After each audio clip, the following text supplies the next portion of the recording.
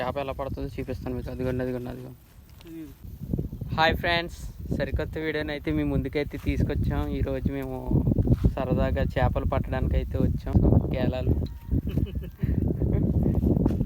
చేపలకి మేత పెడుతున్నాడు.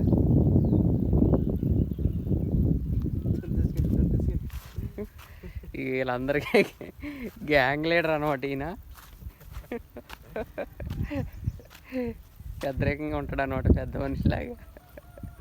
నాకేం పడతలేదు. వచ్చినప్పటి నుంచి ట్రై చేస్తున్నాడు కానీ ఒక చేప కూడా పట్టలేదంట. ఫేమస్ చేసేయాలి మమ్మల్ని మీరు. చాలా దిగాలుగా ఉన్నాడు. ఇదిగోండి అక్కడ ఒక ఆయన ఆడుతున్నాడు, చూసే. పచ్చడి పసుపు చూసా. ఈ తమ్ముడు ఒక చేపనైతే పట్టాడు. అది ఎలా ఉంటుందో చూపిస్తాను మీకు.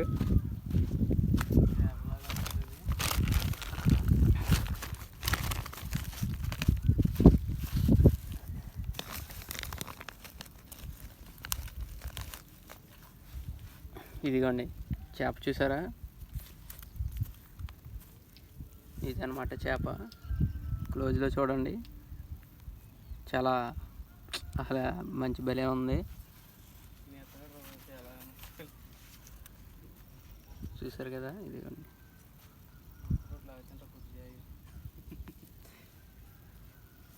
తమ్ముడు ఏమంటారు దీన్ని? జెల్ అంటారంట. బాగుంటుందా టేస్ట్? వండిలాగా వండితే బాగుంటుందంట. అందుకే పెద్ద మనిషి అంటారు అలాంటి వాళ్ళని. చూసారా అన్నీ ఎలా చెప్తున్నాడు. వండిలాగా వండితే బాగుంటుంది అంటున్నాడు. ఇదేనండి, ఇలాంటి చేపలన్నీ పట్టుకుని సాయంత్రం వీళ్ళు పులిసి పెట్టుకుంటారంట. చూసారు కదా, మీరు కూడా ఎప్పుడైనా సరదాగా అలా ఫిషింగ్కి వెళ్ళండి. చాలా బాగుంటుంది, మనసుకి ఎంతో హాయిగా ఉంటుంది. హాయ్ ఫ్రెండ్స్, ఇంకోండి ఇంకో చేప పడింది తమ్ముడికి. చూసారు కదా, ఒరిజినల్.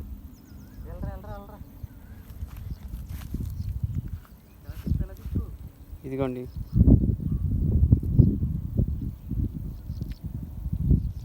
వెళ్తూనే ఉంది ఇంకా.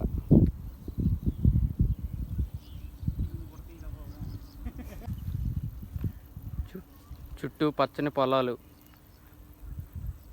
చూసారు కదా.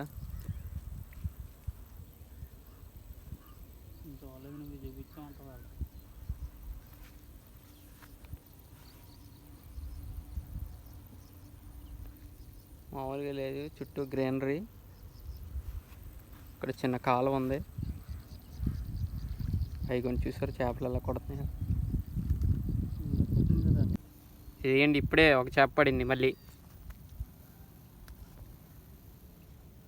చూసారు ఎలా ఉందో, దగ్గర పడి చూపిస్తాను చూడండి. ఇదిగో